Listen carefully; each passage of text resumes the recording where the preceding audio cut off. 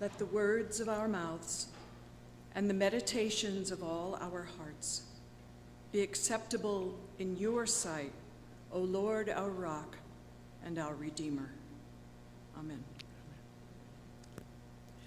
Once upon a time, before television, people would listen to the radio. The radio would bring news and entertainment to the listeners' living rooms, bedrooms, and kitchens. Families would gather around the amazing talking machine and listen to distant voices that brought them drama, music, comedy, current events, and news of things happening all around the world. Sometimes you might hear a play by Shakespeare or a concert by a famous orchestra. And sometimes you might be magically transported to another time where you would meet people and experience things that you had only read about. And so today, you were there. And welcome to our radio and studio audience for a special performance of You Were There, our program of living history. During the next few minutes, you will be transported back to the time of Jesus. And now, here is our host for this broadcast, Catherine. Thank you, Bruce. Today I will be interviewing some young people who were present at the last meal that Jesus shared with his friends before he died. These are their stories. Our first guest is from Nazareth. Please welcome Yasmin Bat Pesach. Shalom. It's nice to meet you, Yasmin. What brought you to Jerusalem? Our family came for the Passover celebration. Passover? It's a very important event. My family and many other Jews came to celebrate. Some of us had been traveling with Jesus. We were his friends. Oh, please tell us a little about Jesus. Wasn't he from Nazareth too? Yes, he was a carpenter, like his father, but he went away and became a rabbi. When my cousin Nadiva, she's from Bethsaida, told us that Jesus was saying that the kingdom of heaven was approaching, our family joined him and followed wherever he was going. We came to Jerusalem with Jesus and his other friends to be there for Passover. Well, please tell us about Passover. I have heard that you get together for a special meal. Yes, it's called a Seder, and it is very special. Families gather together every year to observe an event that our people have been celebrating for nearly 2,000 years. 2,000 years? That's a long time. Well, our people's history goes back that many years ago. We began as slaves in the country of Egypt. Today we are free people because of Moses and the works of our Lord. Now, I've read about Moses, but what about the works of the Lord? Moses asked the Pharaoh to let the Jews leave Egypt and go to a new home. When the Pharaoh said no, so the Lord our God sent 10 plagues to punish him and the Egyptians, and the last plague was the worst. The Lord sent an angel of death to kill all of the firstborn children living in Egypt. Even the Jewish children? No, that's why it's called Passover. We were told to mark our doors with the blood of a lamb, and the angel of death saw the marks and passed over our people. The Pharaoh was afraid and set us free. So our ancestors went forth from slavery in Egypt and rejoiced in their new freedom. Since then, we celebrate their freedom and ours. Oh, please tell us about the celebration, the Seder. We start with prayers of thanksgiving and the lighting of a candle. During the meal, everyone drinks 4 cups of wine. That is a special treat for the children and young people. We get to drink wine. Yes. We remember our ancestors with special food. We eat fresh greens dipped in salt water. The salty taste reminds us of the tears of the Jews held as captives in Egypt. We eat dry, unleavened bread called matzo, like the bread of the suffering our people ate while they were slaves. Some foods on a special plate are symbols, like the shank bone that reminds us of the lamb that was sacrificed to mark the doors. Well, it sounds like a very wonderful family celebration. The best part is when the elders tell the story of our escape from Egypt. And do you have a favorite part of that story? Oh, yes. It was when we were at the edge of the Red Sea and saw that the Pharaoh's army was after us. I guess he changed his mind about letting us escape. Our people were trapped. But then Moses prayed to the Lord, who told him to point his staff at the sea. He pointed, and the waters divided, leaving dry land for us to walk through. All of the Jews escaped to the other side. And what happened to Pharaoh's army? Well, the army followed our people, but the Lord our God closed the waters, and they all drowned. We knew then that we were truly a chosen people, chosen by the Lord. That's a wonderful story. What else is special about the Passover celebration? Well, I think the 4 questions are special, but only boys get to ask them. I don't think that's fair, but it's the rules, 2,000-year-old rules. And what are the questions? I think you should ask one of the boys who was there. It would be better to ask one of the boys. Thank you, Yasmin. Thank you for being here. I'll make sure and follow your advice about the questions. Thank you for having me. Peace.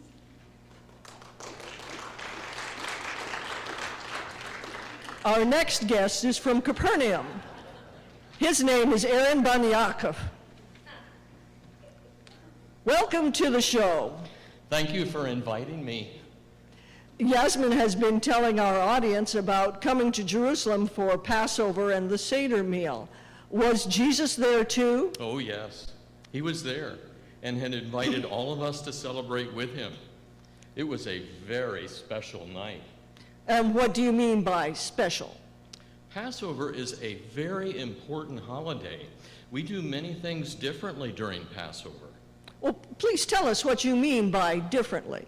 Well, it begins when the youngest son at the table asks, "Why is this night different from all other nights?"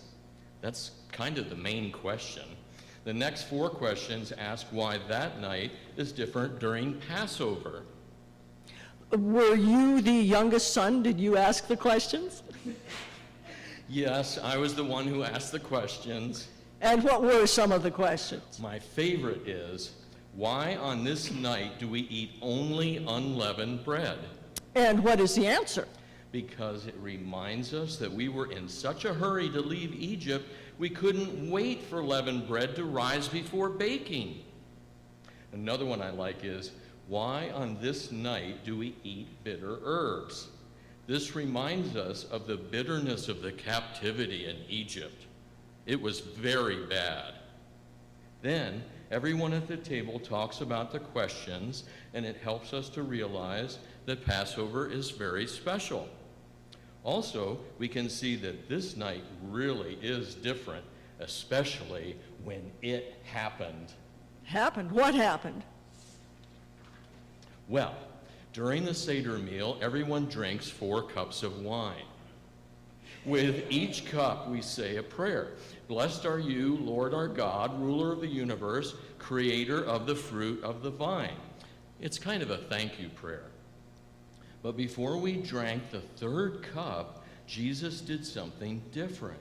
He passed around pieces of bread and told us that it was his body and that we should eat. Then he took the cup of wine, the 3rd cup, and told us that it was his blood and that we should drink. It was very strange at first. But then he told us that it would help all people to remember him whenever they ate his body and drank his blood. That's why that night was very different from all other nights. Did anything else happen that was different? Well, usually no one leaves the table until after prayers are said and the 4th cup of wine is drunk. But after Jesus whispered something to one of the man left the room. He was the man who took care of the money. I think his name was Judas. He didn't look happy, so I don't know what Jesus said to him. I never saw him again. It was very odd to leave during the Passover meal. So that was another reason that it was a different night. Did anything else happen that was different? No. After we sang a song of thanksgiving, the men left with Jesus. They said they were going with him to the Mount of Olives to pray. The women and the children and young people stayed behind to clean up and prepare to sleep. It was a joyous celebration, but also sad. Sad? Yes. Because when I heard that Jesus had been arrested, I thought our Passover meal had been the last time that Jesus would be with us. Maybe that's why he said what he said about the bread and the wine. It would help us to remember him. Thank you so much, Aaron, for telling us your story. I know it was a very special memory for you.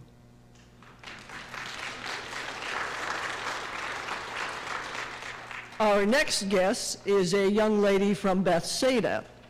Please welcome Nadiva Bat Yochanan. Thank you. Earlier we were talking with Yasmin, and she said you two were cousins. Yes, we've known each other since we were little girls. Yasmin said that you were the one who told her about Jesus. Please tell us how you met Jesus. Well, my father is a fisherman, and he knows many of the fishermen in Galilee. He told me that his friend Peter was the first one to meet him. He was fishing with his brother Andrew when Jesus walked up to them and began to talk with them. Jesus said that they were good fishermen, but if they joined him, they would catch men and women. Catch men and women, what did he mean by that? Jesus was telling everyone that the kingdom of God was near, and if Andrew and Peter joined him, they would help to bring the kingdom to all people. They would be catching people for the Lord our God. I really didn't understand what he meant. But when my father met Jesus and became his good friend, our whole family, mother, my brother, and my two sisters, left home and traveled with him. We were all caught.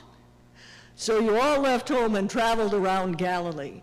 You eventually arrived in Jerusalem to celebrate Passover. Yes, But Jesus did something different during the Passover celebration. Tell us about the breaking of the bread. it was strange. It was time to eat a special matzo, but Jesus took one, broke it into pieces, and told us that it was his body and we should eat it. It was almost like he was doing magic.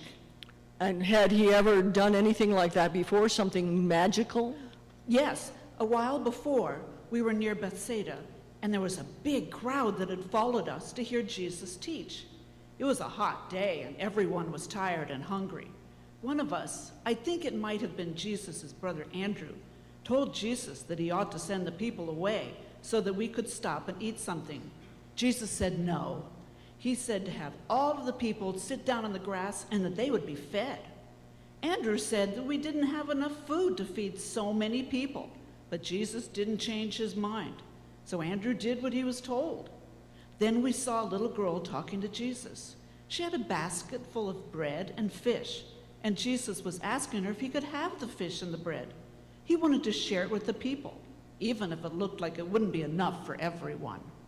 And what happened next? He took the bread, blessed it, and broke it, like he did during Seder, and gave it to everyone. There was just a little bit of bread in the basket, maybe 5 or 7 loaves, but it was enough to feed everyone there. It was like magic. It was a miracle. We knew then that bread was very special to Jesus. It was something that we would all remember. Just like he said at the Passover meal, do this to remember me. Yes, I think that's right. For 2,000 years, we celebrate Passover to remember our escape from Egypt by the power of the Lord our God. Maybe Jesus wanted to make sure that he would be remembered for the next 2,000 years when we shared the bread that was his body. We would remember his teachings and try to follow him no matter how many years went by. Well, thank you, Nadiva, for telling us your story. It is very special. God bless you.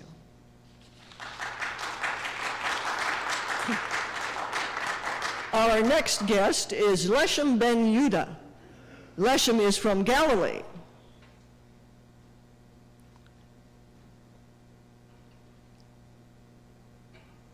Shalom. Thank you, Leshem. I hope it's all right to call you Leshem. Oh, yes, that's fine. Tell me about the Seder with Jesus. Apparently, it wasn't really a traditional meal. It was almost. It was the way we'd always celebrated. Aaron asked the 4 questions. We drank wine and shared the special foods. We sang songs and listened to the story of deliverance. But then Jesus did something different. He poured wine for all of us and told us that it was his blood and that we should drink it. It didn't make sense. Jews don't drink blood. I was very confused. Confused? Yes, I was confused and a little bit frightened. He said we should remember him whenever we drank wine. Then he began to talk about how he would be leaving us. We all loved him and didn't want him to be we didn't want to be without him. But he told us he would only be with us for a little while longer, and that he was going where we couldn't come. But he didn't say where that was. Well, that sounds very mysterious. It was scary. I think everyone, even the grown-ups, were frightened. But then he began to tell us about how we should live when he was gone. It was hard to understand, but I could tell that he really loved all of us, even the young people and the children. Please, tell us something of what he said. Well, let's see. Oh, first, he talked about a new commandment. It wasn't like the ones Moses gave us. It was different. He said we should love one another just like he has loved us. He must have known that we were sad after he told us he was going away. He told us that in a little while we would no longer see him. But then he smiled and said that soon we would see him again. And what did your parents think? My father, Yehuda ben Boaz, was upset. He was full of doubt. He had been with Jesus for a long time. He couldn't believe that his friend would just go away and leave all of us behind. Well, and what happened next? He then talked about his father. At first I thought he was talking about Joseph from Nazareth, but then I realized he was talking about the Lord our God. And what did he say? If you know me, you will know the Father. As the Father loves me, so I love you. Do not be troubled. I am going to the Father who sent me. Remain in my love. Well, that's very interesting. He talked a lot about love. Jesus was always full of love. I remember once when we were visiting another village, a bunch of little children were running toward him. They were shouting and laughing. It looked like they wanted to touch Jesus. Some of the grown-ups were upset by these children. They acted like my mother does when I've been misbehaving. They tried to keep the children away from Jesus. They told them to be quiet and behave like proper children. But then Jesus said in a loud voice, "The children come to me." I saw the look in his eyes and a smile on his face. I knew that Jesus loved us. And I could tell that he loved all the little children who gathered around him. After a few moments, Jesus and the children were laughing and telling stories. Jesus' love was very strong. Well, that's a marvelous story, Leshem. It was also very interesting to hear what Jesus was saying to everyone at the Passover meal. Yes, I didn't really understand much, though. I guess he was giving us instructions for the future. I think I'll always remember what a special night it was. Thank you for sharing your story with us. Thanks for inviting me.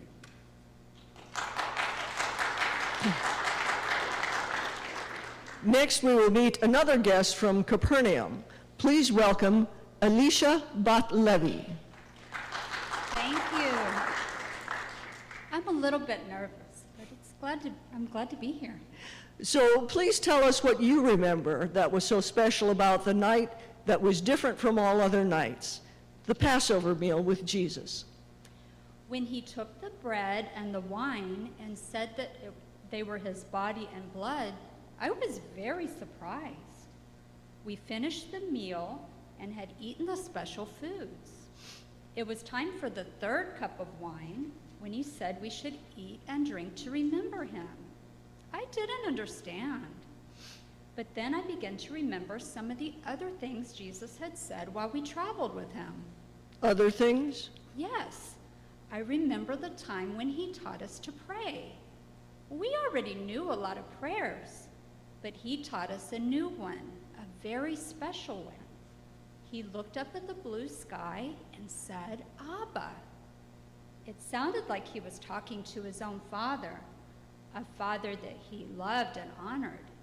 He asked his father to feed us and to forgive us of our sins. Jesus prayed about the kingdom to come, here on earth and in heaven too. It was a prayer I'll always remember, and I try to say it every day. And what else do you remember about Jesus? I especially remember a very special day. We were tired and hungry, and a big crowd of people was following us. Jesus went up a small hill and sat down where everyone could see him. We all gathered around him, and he began to teach. I'm not sure that everyone understood what he was trying to tell us. I was a little bit confused myself, but Jesus was smiling, and I knew that he was happy to be with us. What sort of things was he talking about? What was he teaching? First, he said, "Blessed are the poor in spirit, for theirs is the kingdom of heaven." I think he knew that many of us were sad because the Roman rulers were so mean to us.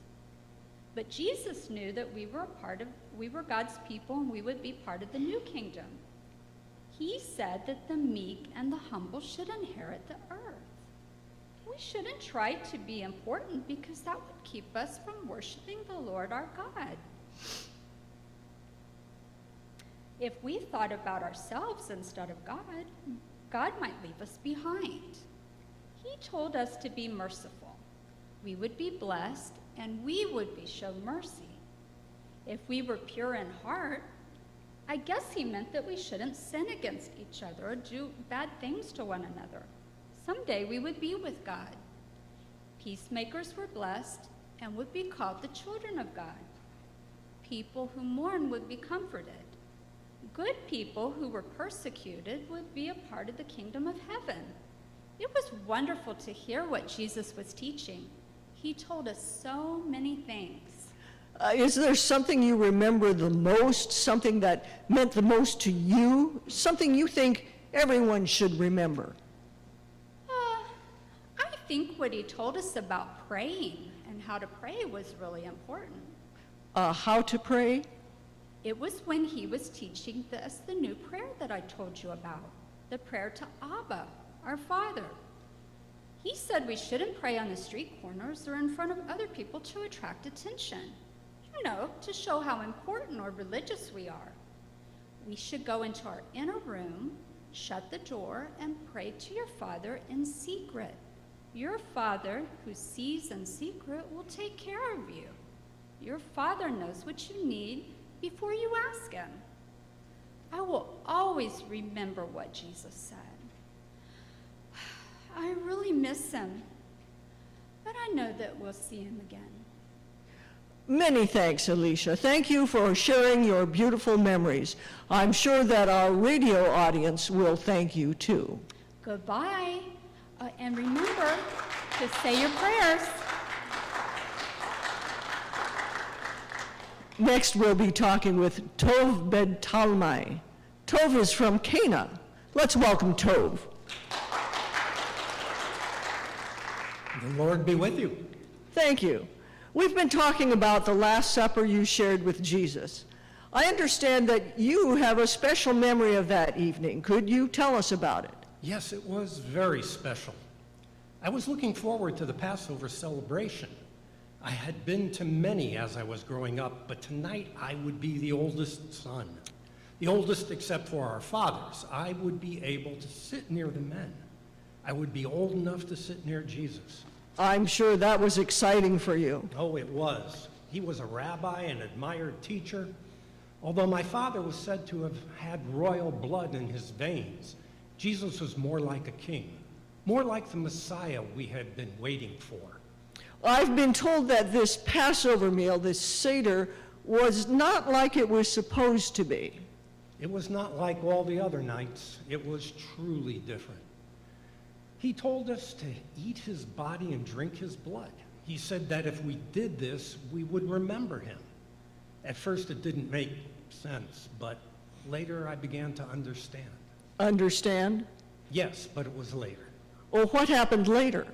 After the meal ended, we were all tired, maybe because of the wine. Even the children and young people were allowed to drink the wine.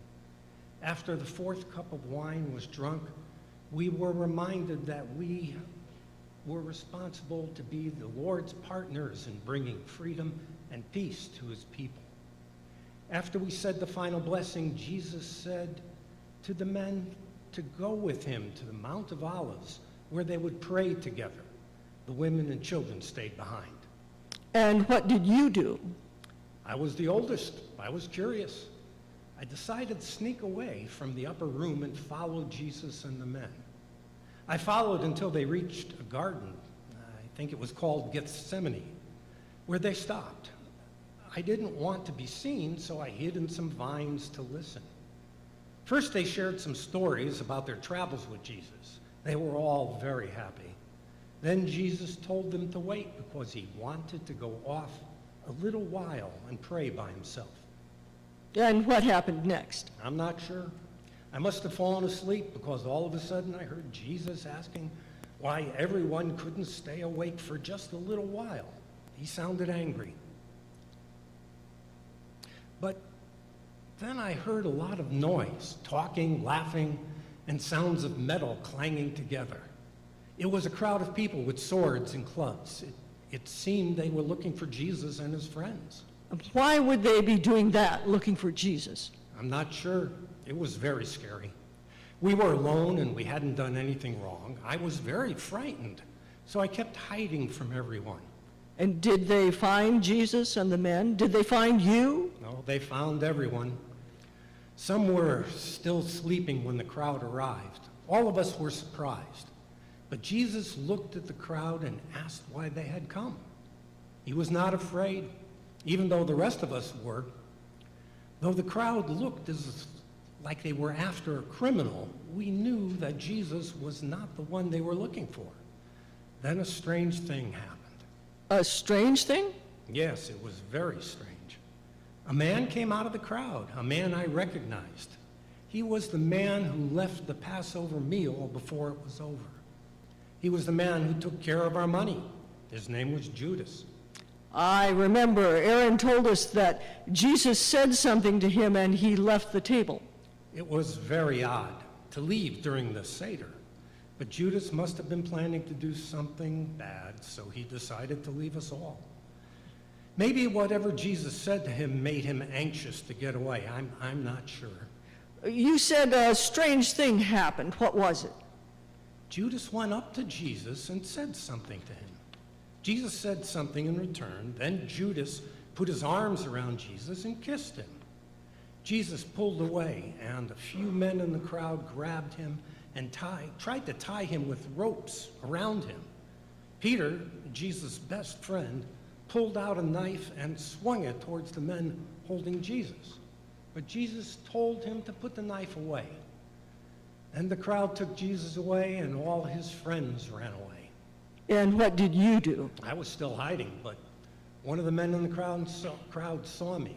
I started to run away, but someone grasped my tunic and tried to keep me from getting away. 2 other men ran up to catch me, but I wriggled out of my tunic and ran away. I was almost naked, but I got away. I ran back and went to the upper room. I wanted to tell everyone, but they had left. I guess they had gone to places they were staying during the Passover festival. Did you find your family? Yes, Mother and my sister were in the lodging we had rented. I told them what happened. Was your father there? Not at first. After about an hour, he arrived. He was very frightened and told us we must not go out in the morning. He was afraid that we might be arrested because we were followers of Jesus. I think I knew then that Jesus had said what he said about the bread and the wine. I think I understood. He was arrested, and later we learned that he had been crucified, though all he did was to preach to everyone the good news about the coming of the kingdom. He even told us to love our enemies. I know that whatever we get together to celebrate, we will tell stories about Jesus. The wine and the bread will always help us to remember him. Always. Thank you, Tove. Thank you for telling us your story. Shalom.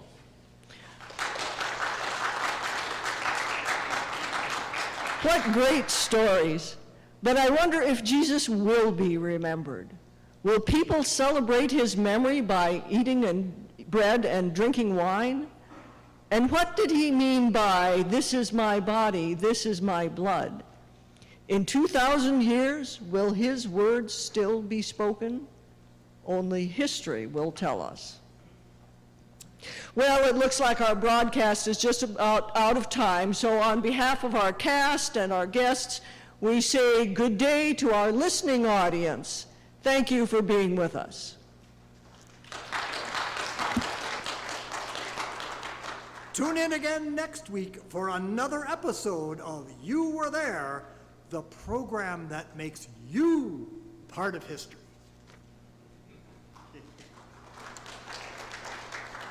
What sort of day was it? A day like all days, filled with those events that alter and illuminate our times. And you were there.